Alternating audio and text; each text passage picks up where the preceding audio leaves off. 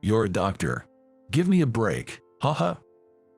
A former classmate who always looked down on me as an introvert since our school days constantly teases me. Apparently, she is now working as a nurse at the hospital where I work. Seriously, you're a doctor. Please, don't hold me back. Her attitude is as rude as ever, and I can't help but sigh in disbelief. Then, right after that, "Welcome back, Director Davis." A beautiful female doctor speaks from behind me. My former classmate's face turns red with the words she continues to say, and she runs away.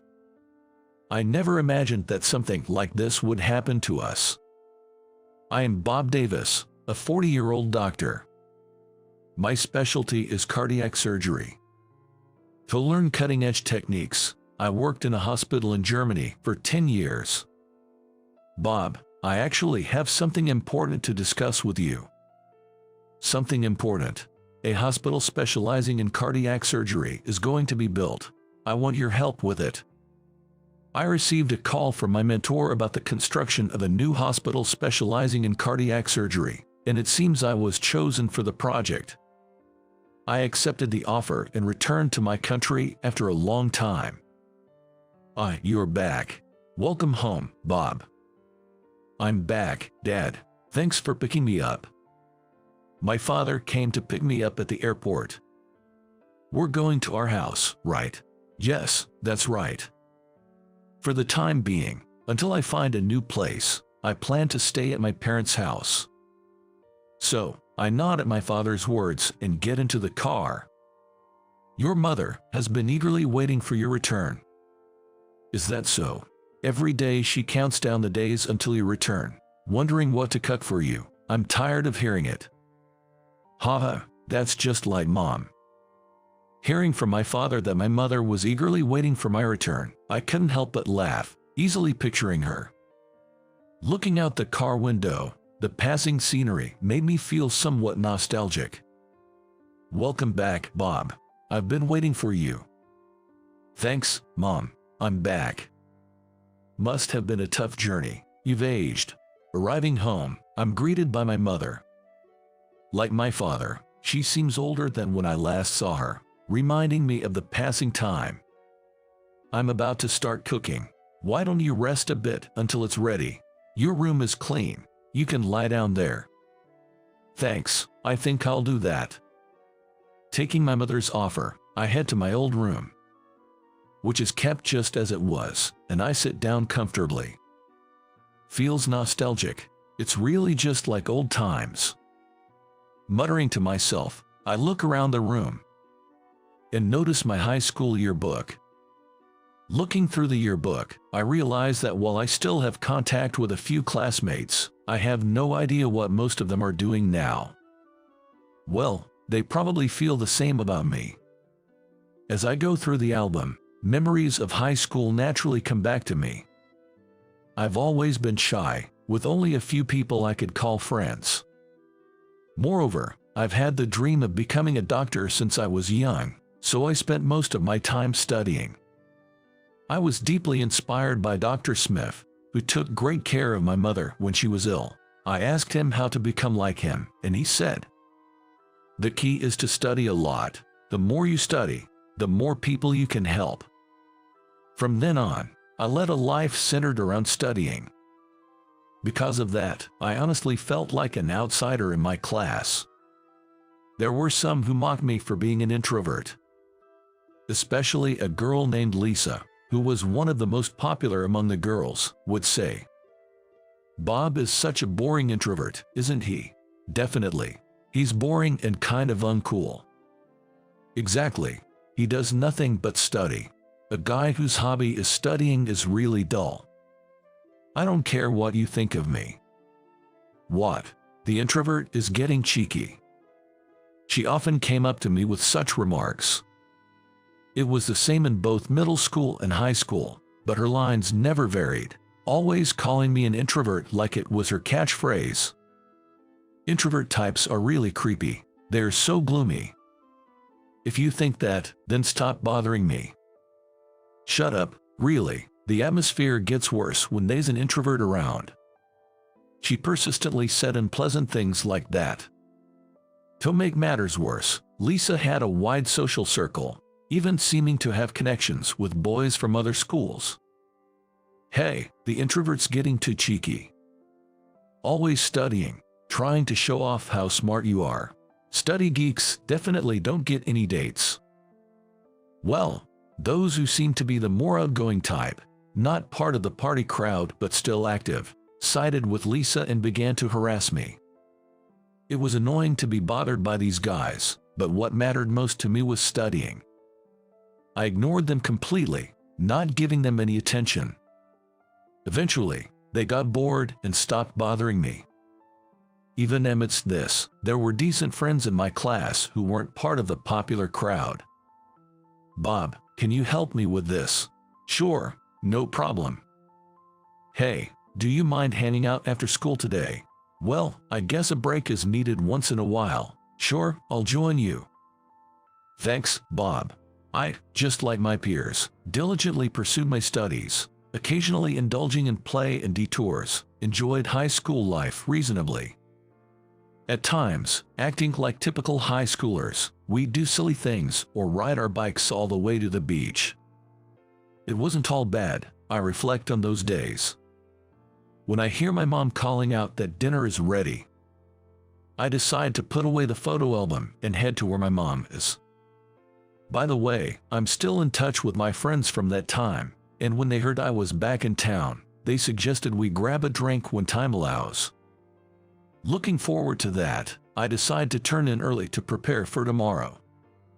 The next day, I head to the hospital where my mentor, now the director, works. The hospital where I'm scheduled to work is still in the pre-opening stage, getting things ready. The large hospital, where my mentor is the director, is the origin of my own hospital, from which only the cardiac surgery department branched out to form the new hospital. There were high expectations from everyone for more specialized and advanced treatments. I've got to live up to those expectations. Could it be, Bob? Lost in thought, I am addressed while on my way to the director's office. There stood a woman in a nurse's uniform. Could it be Lisa? The woman was Lisa, aged just like me. Her makeup was heavier than before. Her once blondish hair now dyed black and tied up. Her flashy nails now trimmed short, looking every bit the ordinary nurse. I could tell from her appearance that she was a competent nurse. Long time no see. Long time no see. Ahaha, Bob, you really haven't changed a bit. Still an introvert, huh? Lisa laughs heartily. Her appearance might have changed, but she's the same on the inside. You're a doctor. Give me a break. Sure, you were always studying. Right, sorry, but I'm in a hurry to the director's office. Frustrated by her usual rude attitude, I respond with a sigh. Lisa laughs even harder at my words. Seriously, you're a doctor. Give me a break. Don't hold us back. Lisa then adopts a condescending tone. You always studied hard, but being smart isn't enough to be a doctor, right? Can you even communicate with patients? Listen, just as I'm about to retort to Lisa's mocking. Aha, found you. A woman's high voice comes from behind me. As I turn to look, she steps between me and Lisa. Welcome back, Director Davis. She said that and smiled at me. She was Sophia, a lively and beautiful woman with short hair, dressed in a lab coat.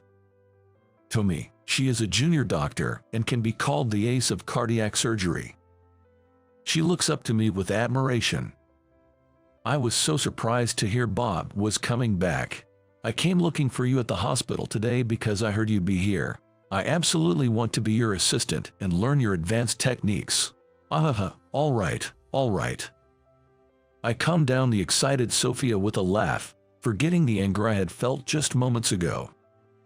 The director. Meanwhile, Lisa stood there, dumbfounded. Sophia, now composed, turned towards Lisa. A new cardiac hospital is being built, right? Bob has been called back from Germany to be the director. Germany? Really? This introvert? Lisa looked at me incredulously as Sophia explained. Responding to her disbelief, I looked straight at Lisa. It's really inappropriate to judge people by being extroverted or introverted. And to maintain such a condescending attitude, do you treat your patients the same way? Well, that's... As I admonished her, Lisa blushed and looked down. She probably never expected to be talked back to by someone she considered inferior. Lisa, you should get going before the scary head nurse gets angry. Humph, I'm leaving then, Sophia said, laughing, and Lisa glared at us before leaving hastily. Lisa seems to be having a tough time. Tough? Sophia told me about Lisa.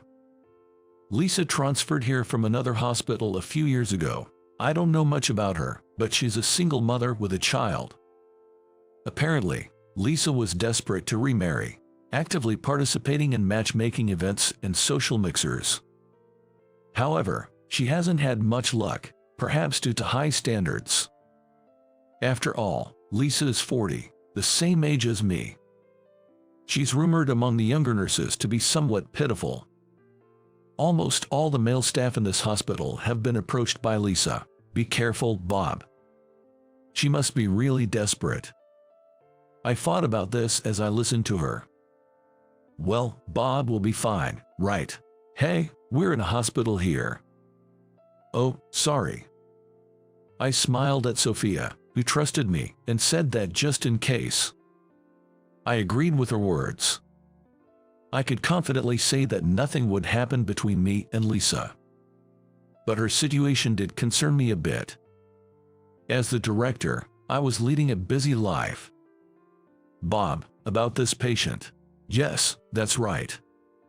Sophia from cardiac surgery, and even Lisa, who transferred to the same hospital, were there. Dr. Davis, may I have a moment? Sorry, I'm discussing a patient right now. Could you please wait a bit? Okay. Lisa, unlike before, didn't call me an introvert anymore and properly referred to me as Dr. Davis. That was good, but... Dr. Davis, how about lunch together?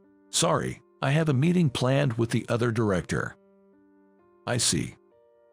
While walking in the hospital, being approached from around corners. Bob, about that matter. Yes, about that. Dr. Davis, what are you talking about? Well, just. It's a conversation between doctors. We'll inform the nurses later. Okay. Talking with Sophia, she tried to join in. For some reason, this person kept appearing wherever I went, trying to strike up a conversation. Isn't that person acting a bit odd? Sophia seemed puzzled by this behavior too. Then, one day, why don't we, as classmates, go out for a meal? Lisa invited me. I'm afraid I can't. I tried to leave after declining, but Lisa grabbed my arm and I couldn't move. When would you be free? I'd love to have a long chat. I found Lisa leaning on me quite creepy. There's no good day for me. I've decided to always have dinner at home. I said, distancing myself from Lisa. Why not? Let's forget the past and have a fun drink. The past, I'm not bothered by it, but it's not something Lisa should bring up. Bob, you've become so respectable. That's why I started liking you. In a romantic way, of course. Sorry, but I have a wife and kids. I firmly rejected Lisa's strange advances. Huh? Lisa was stunned by my words. I left her there and quickly went home. I'm home. Oh, how was your day, dear? Not bad, Ellie. Kevin, I'm back. I have a family of 3 with my wife Ellie and my son. Seeing my wife and son, who she was holding, naturally made me smile. Dinner will be ready soon. Thanks. Kevin was such a good boy today. That's great, well done. I took my son from my wife and followed her into the house. I deeply love my wife, and my son is the apple of my eye. Even now, I feel truly happy sharing dinner together. Actually, Sophia is my wife's sister and a person who introduced us. Are you okay, Sophia? I'm fine. Your ride will be here soon. Okay. Sorry to keep you waiting. It was Ellie who came to pick up Sophia, who had passed out at a medical department drinking party. She was so polite to us. I'm sorry for the trouble Sophia caused. Please have these snacks. Ellie brought snacks to apologize for her sister's trouble. Her manners were so proper, I almost fell for her at first sight. Ellie. Yes. I'm Sophia's senior. Would you mind exchanging contact information? Sure. After that, I went all out with my advances. I think I was unusually assertive for me. Bob, do you like my sister? Oh, yes, I do. Then, I'll help you. I'd be happy to see you and my sister, whom I admire and love, happy together. With Sophia's support, I was able to marry Ellie. So, Sophia is not only my sister-in-law, but also, in a way, my benefactor. Back then, Sophia trusted me completely, knowing how head over heels I was for Ellie. Actually, I've been asked to come back to America. Really? And since you're pregnant, how about going back earlier for a hometown childbirth? That would be great. I appreciate it. My wife had come to Germany with me, but when she got pregnant, we were offered to return to America. Seeing it as a good opportunity, I decided to go back and sent my wife ahead to prepare for childbirth in America. She went to stay at her parents' house. After I returned to America, we settled into a new house, having just moved recently. We had stayed at my parents' house for a short while until we found our new place. I didn't want our precious family time to be disturbed, so I have been turning down various drinking and dining invitations. Even a meal with old friends was postponed. Speaking of which, I got teased a lot for being so la vie de vie when I mentioned this. Anyway, this time with my family was a treasured moment for me. Where's Lisa? She's off today. The next day, Lisa took a day off. I thought she might have felt awkward after what happened. Her child is not feeling well. Is that so? Turns out her child was sick. Lisa is a single mother. She's probably the only one who can take care of her child. Her daughter often gets sick and needs nursing leaves. I see. Thank you for letting me know. Maybe Lisa is struggling more than I knew. I asked Sophia about Lisa too. After you left yesterday, Lisa's mother called about her daughter's condition. Does she take time off often? Yes. I heard she has a 5-year-old child. Is it common for the child to get sick so often? I'm not sure, but it's possible the child has some illness. Hearing this, we became concerned about Lisa and her child. Oh, a message from Jacob. Jacob is my mentor and the head of the hospital that called me back. He was the surgeon for my mother and advised me on becoming a doctor. I still respect him a lot. Jacob, what's up? I want to transfer a 5-year-old child with a heart condition to your hospital. Okay, please send me the medical records. Thanks, I'm counting on you. Upon reviewing the medical record, I was shocked. The patient was Alice, Lisa's daughter. I decided to ask Lisa for details when she came for the transfer procedures. Alice, my daughter, has a congenital heart condition. She's already had surgery when she was younger. She's had surgery before. Yes, but it wasn't fully treated, and she's been in and out of the hospital. This is her 3rd transfer. It sounds serious. She can barely manage daily activities. I want to send her to daycare, but it's difficult, so my mother usually takes care of her. Lisa, speaking like this, was not her usual lively self, but a mother truly worried about her child. I really want to be with her, but I have to work to earn money. Lisa said, tears streaming down her face. What about her father?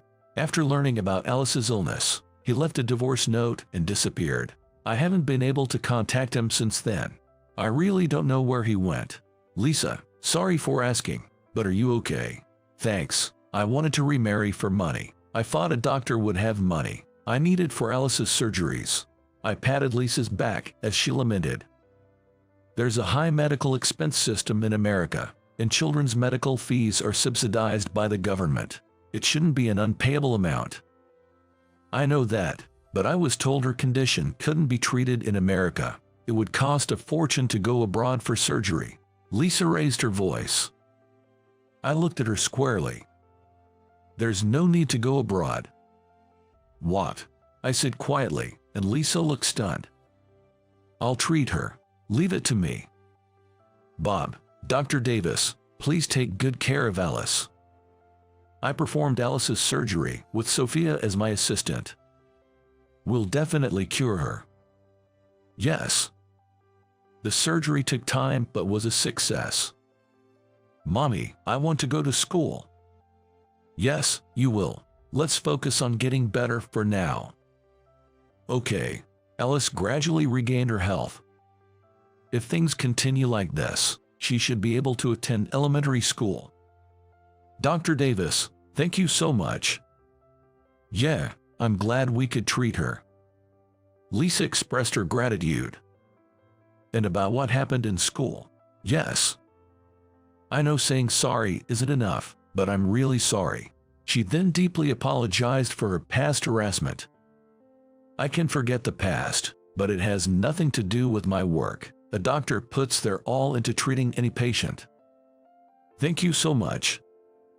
Lisa smiled through tears. After that, Lisa became more dedicated as a nurse. She gained more trust from patients due to her gentler demeanor. Having the opportunity to see her daughter getting better during breaks must have been a blessing for her. Bob, there's a suspicious person. What? Let go of me. One day, Sophia brought in a blonde man, claiming he was suspicious. Are you Lisa's acquaintance? Seeing him, Lisa was initially shocked, but her expression quickly turned to anger.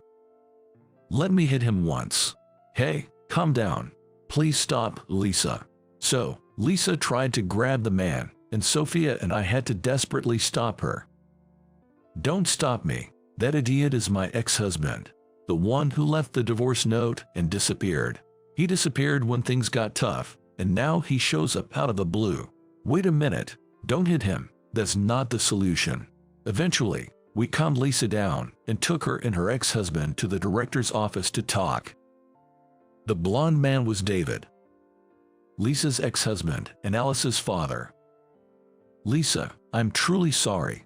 David knelt down in front of Lisa. I heard you were working here and thought maybe I could see you. That's why he was acting suspicious in the lobby, staring at the nurses. I caught him thinking he was a suspicious person. Please don't do anything dangerous next time, I said, smiling wryly at Sophia's words. I've already asked, but what do you want after all this time? I wanted to give this to you. David pulled in a 4-size thick envelope from his bag. Lisa received it, looking puzzled, and checked the contents. What, money? She exclaimed. And I caught a glimpse of stacks of bills inside. Where did you get all this money? Well, Lisa approached David, who started explaining hesitantly. When I found out about Alice's illness, I had no savings or a decent job, so I thought I couldn't afford her treatment. And, is that why you disappeared? Yes, that's when I thought of earning money on a tuna fishing boat. A senior of mine knew a fisherman on one. David had boarded a long-distance fishing vessel, traveling the world's seas for 5 years. The money in the envelope was the result of his efforts. I couldn't contact anyone because I was on the fishing boat. I heard about this hospital through an acquaintance and then found out Lisa was working here. David looked at Lisa with an apologetic gaze. Why didn't you consult me before doing something like this? Do you know what I've been through? When I found out about Alice's illness and you disappeared, Lisa was tearfully confronting him. I'm an idiot. I thought this was all I could do. I acted immediately, I'm really sorry, Lisa. You're really an idiot. I was so worried. I'm glad you're safe. Lisa hugged David, who was smiling sadly, with tears in her eyes. It's good, they cared for each other after all. Watching them, Sophia clapped with tears in her eyes. This settles it then, I muttered to myself, relieved. Afterward, Alice continued to recover without any complications. I'm home, Alice. Daddy, I've got a present for you today. Yay. Initially wary of the father she'd never seen before, Alice quickly warmed up to David, who was good with children. It's annoying how she warms up to him so quickly. Come on now. Lisa looked at David with a pretend pout. Lisa and David remarried soon after. David pursued her relentlessly. Really, he's such a troublemaker. He was so persistent, I just gave in. Despite saying this, Lisa might have been waiting for David's return all along. Actually, at the mixer, Lisa was approached by some high-profile guys. Really, but she didn't show interest, probably because she couldn't forget David. Seems like it. David, despite being a day laborer, has found work and is working hard, and because of his good nature, it's believed that he'll eventually become a full-time employee. He is currently striving to live with Alice, who is expected to be discharged from the hospital soon. I don't want to see a child suffer. It was truly wonderful to see a happy family of 3 holding hands together. I heard about Alice from Sophia. It's great that 3 of them are back together as a family. Yes. Jacob seemed to have been concerned about Alice too. He contacted us happily after hearing our report. Seeing that family reminds me of you when you were young. What? Seeing how you worried about your mother, I was determined to get her back for you. Not just the 2 of you, but all 3 of you out of the hospital. Really? I never knew that. This was the first time I had heard this story. In fact, I just found out that Jacob remembered me. I was right. I've believed since then that you would become a good doctor. Thank you, Jacob. I'm counting on you. Thank you. By the way, Sophia, who reported about Alice and brought us together and secured David, was a big help. Oh man, I thought I was fine being single. Now I want a family too. She muttered that. She is single, but with her looks, she is popular among male doctors and nurses. If she's willing, we'll soon hear happy news about her. Then, the time came for a meal with friends I had kept waiting. You're a celebrity now, Bob. Stop it. But achieving your dream is amazing. Everyone looked older, but inside they were much the same as before. Who's picking you up today? Oh, my sister-in-law is coming. That's a good sister-in-law. My brother is coming for me. Your much younger brother, right? Yeah, he's of a good age now. I wish someone would take him off my hands. A few hours later, we dispersed as our rides arrived. Bob. I talked a bit with the man who came to pick up your friend. He seemed nice. Oh, an unexpected match might be forming. Then, through an old friend, they exchanged contact details and quickly got close. I never imagined Sophia getting married. Well, she looks happy, that's good. Yes. The following year, the 2 married and had a daughter. I'm home. Welcome back. When I get home, my wife and son welcome me. Recently, my son has finally started to rule over. Work is busy, but I want to take care of my son as much as possible. Oops, what's up? It's almost time for his milk.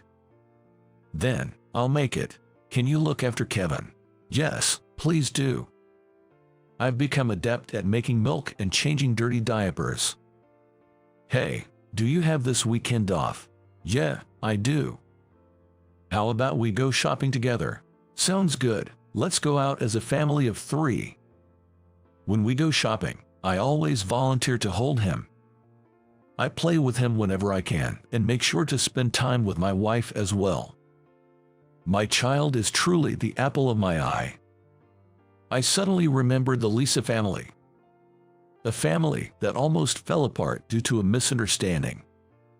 This time, because they both cared for each other, they were able to return to being a happy family of 3. Apparently, they were scolded quite a bit by both sets of parents.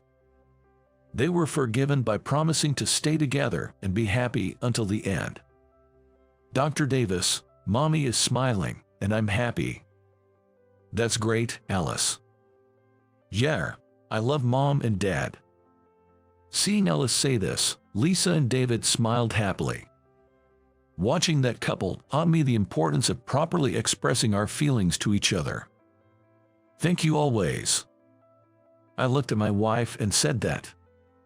Surprised by my sudden words, she then smiled warmly. You too, always working hard. I hugged my wife, who replied to me. Let's continue to be happy together as a family of 3. Sounds like a proposal. I thought about how important it is to continue caring for each other and expressing it in words.